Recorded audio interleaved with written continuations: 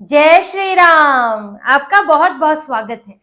राहुल गांधी ने हरियाणा कांग्रेस की कमान भूपेंद्र हुड्डा के हाथ में सौंप तो दी है, लेकिन अब ये फैसला पच नहीं रहा है और पार्टी के अंदर रह रहकर दर्द उठ रहा है।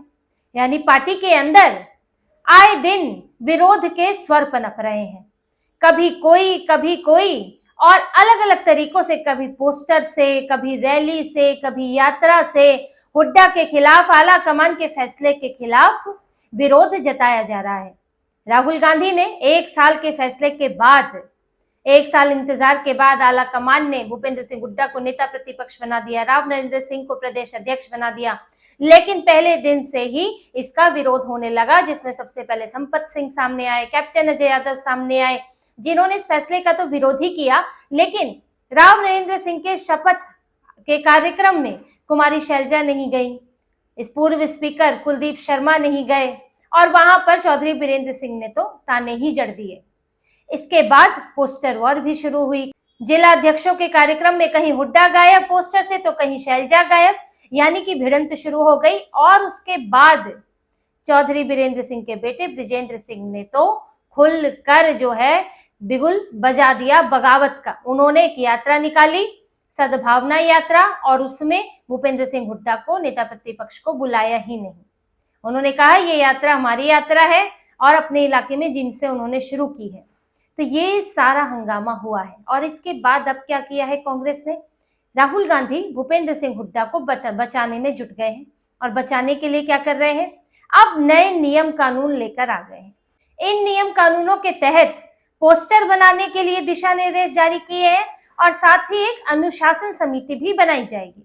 अब देखिए, पोस्टर के लिए नियम जारी किया गया है कि किन किन लोगों की तस्वीर होगी। 10 नाम फिक्स कर दिए गए हैं, जिसमें सोनिया गांधी, मल्लिकार्जुन खड़गे, राहुल गांधी, प्रियंका गांधी, केसी वेणुगोपाल, प्रदेश प्रभारी बीके हरिप्रसाद, राव नरेंद्र सिंह और भूपेंद्र सिंह हुड्डा, फिर कुमारी शैलजा और दीपेंद्र हुड्डा, इनकी तस्वीरें लगाई जाएंगी और इसी क्रम में लगाई जाएंगी। ये पत्र लिखकर पदाधिकारियों को बता दिया गया है कि ऐसा ना हो कि इसके इतर इतर आगे पीछे कुछ हो जाए या कोई फोटो गायब हो जाए और जो जिला अध्यक्ष है, पदाधिकारी है, उनकी फोटो नीचे पोस्टर में नीचे बाई तरफ आएगी। अब पोस्टर हो, होर्डिंग हो, बैनर हो या फिर डिजिटल सामग्री हो, सब में इसी तरह लगेगा। चाहे वो रैली के लिए बन रहा है, सम्मेलन के लिए बन रहा है, किसी और कार्यक्रम के लिए बन रहा है, यात्रा के लिए बन रहा है, तो पोस्टर इसी तरह बनाया जाएगा। अब आपने किसी और पार्टी में ऐसा सुना नहीं होगा और कांग्रेस ने कहीं और भी इस तरह के दिशा निर्देश दिए नहीं है, लेकिन ये निर्देश दिए जा रहे हैं हरियाणा के अंदर। तो आप समझिए कि गुटबाजी कितनी गहरी होगी कि एक नियम बनाना पड़ा। नियम तभी बनाना पड़ता है जब बात हाथ से निकल जाती है, जब लोग बातों से मान नहीं रहे होते, तब उन्हें कार्रवाई का डर दिखाया जाता है। और इसी के लिए इन्होंने एक अनुशासन समिति बना दी है, जिसमें जो भी इस तरह के नियमों से उल्लंघन करेगा या फिर ऐसे बयान देगा, पार्टी विरोधी बयान देगा, तो उसके खिलाफ अनुशासनात्मक कार्रवाई की जाएगी। इस कमेटी में मामला चलेगा। हालांकि पहले भी ऐसी कमेटी बनी थी कांग्रेस में, जो कोई खास असर नहीं छोड़ पाई, क्योंकि ये बयान जो है, आप छोटे नेताओं पर तो आप कार्रवाई कर सकते हो, लेकिन बड़े नेताओं पर क्या करोगे?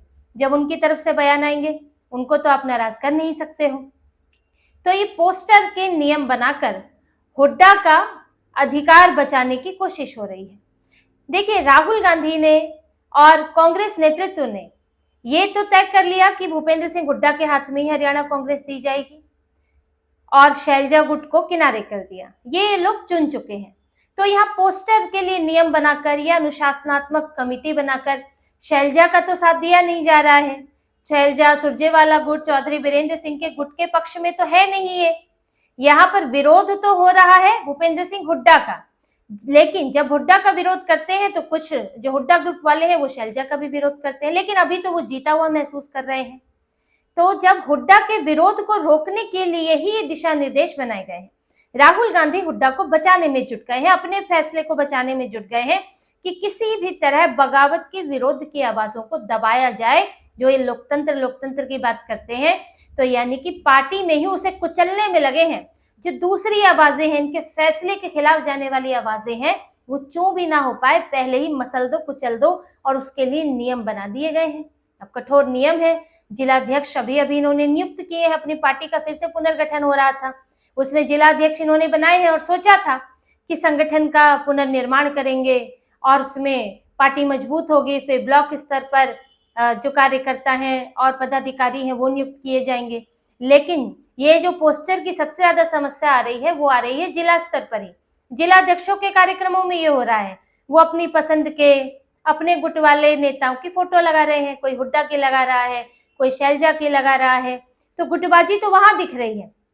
इसीलिए ये खास तौर से नियम तो जिलाध्यक्षों के लिए ही बनाया गया है और कि कम से कम बड़े स्तर पर तो नहीं रोक सकते हैं, बृजेंद्र सिंह को कैसे रोक पाएंगे, तो कम से कम निचले स्तर पर तो इसको, इस तनाव को, गुटबाजी को बढ़ावा देने से रोका जाए। अब राव नरेंद्र सिंह, उधर से आदेश आता है दिल्ली से तो यहाँ पूरा करते हैं, उनके अपने फैसले नहीं होते हैं। वो पहले भी कह चुके हैं, वो बार बार अपने भाषणों में राहुल गांधी, सोनिया गांधी, मुझे ये पद देने के लिए बहुत बहुत धन्यवाद, ये सारी बातें कह चुके हैं, क्योंकि उनको प्रदेश अध्यक्ष बनाया जाएगा इसकी उम्मीद बहुत कम थी। 3 बार तो चुनाव हार चुके हैं, लेकिन क्योंकि यस मैन है और आला कमान के अनुसार काम करेंगे और आला कमान हुड्डा की तरफ झुका हुआ है तो ये भी हुड्डा की तरफ झुके रहेंगे, तो ये उसके अनुरूप चल रहे हैं अभी।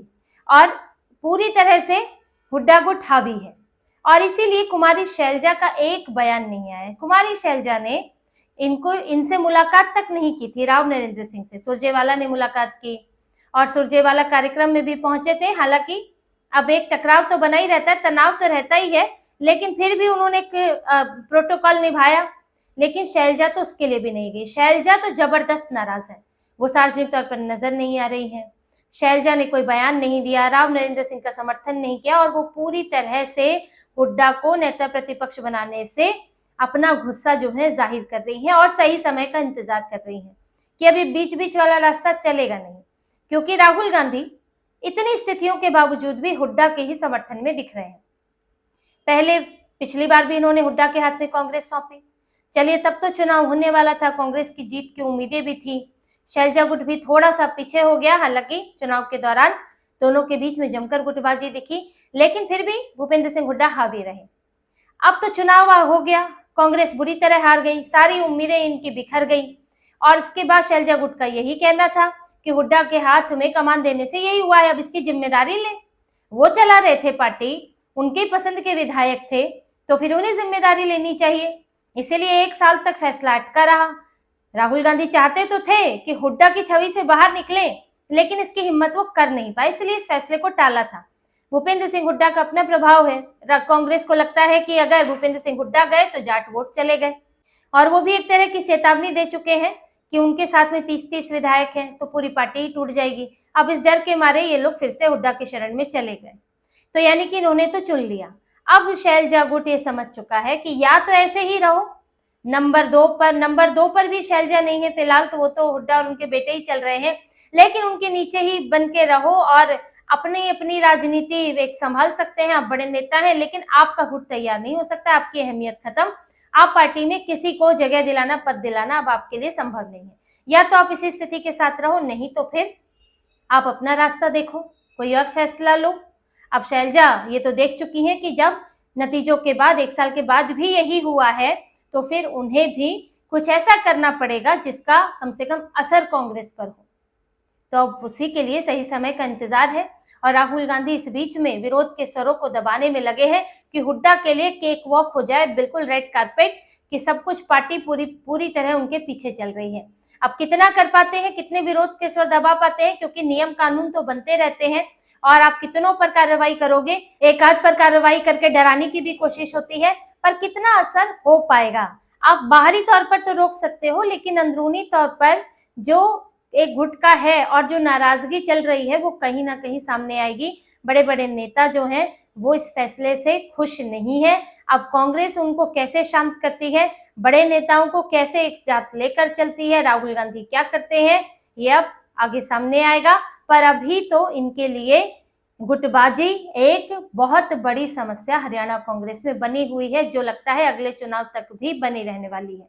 तो इसी तरह की और खबरें और विश्लेषण आपके लिए लाते रहेंगे। हमसे जुड़े रहिए, सब्सक्राइब कीजिए, कमेंट कीजिए। बहुत बहुत धन्यवाद। जय श्री राम।